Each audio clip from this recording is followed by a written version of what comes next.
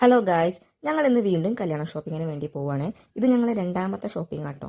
ഞങ്ങൾ ആദ്യം തന്നെ പോയത് കോഴിക്കോട് തന്നെയുള്ള സിൽക്ക് മന്ദിറിലേക്കാണ്. കുറച്ച് സാരി കൂടെ എടുക്കാണ്ടായിരുന്നു. അങ്ങനെ അവിടെ ഞങ്ങളൊരു 12 മണി ആകുമ്പോൾ എത്തി. ഞങ്ങളെ പർച്ചേസിംഗ് ഒക്കെ സ്റ്റാർട്ട് ചെയ്തിട്ടോ.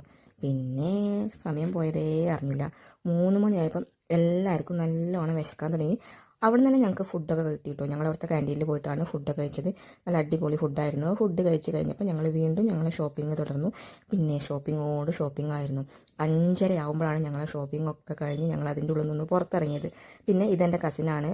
അവളെ ഞങ്ങൾക്ക് വീട്ടിലാക്കണം. അവളുടെ വീട് കോഴിക്കോട് ബീച്ചിൻ്റെ അടുത്തേക്ക് കേട്ടോ. അപ്പോൾ ഞങ്ങൾ അവളെ ഡ്രോപ്പ് ചെയ്യാൻ പോയപ്പം ബീച്ചിലിറങ്ങി കുറച്ച് സമയം അവിടെ സ്പെൻഡ് ചെയ്തിട്ടോ. മക്കൾക്കൊക്കെ അവിടെ എത്തിയപ്പം നല്ല സന്തോഷമാണ്. കാരണം കുറേ നേരം അവിടെ കളിച്ചുകൊണ്ട് നിൽക്കുക കേട്ടോ. മോനും മോളും എല്ലാവരും നല്ല കളിയിലായിരുന്നു.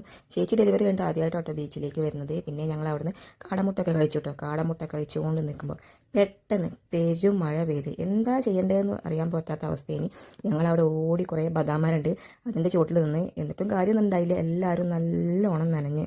പിന്നെ ഒന്നും നോക്കിയില്ല. മഴ തോരാത്ത ലക്ഷണം കണ്ടപ്പം വേഗം വീട്ടിലേക്ക് പോയി. അപ്പം ടാറ്റാ.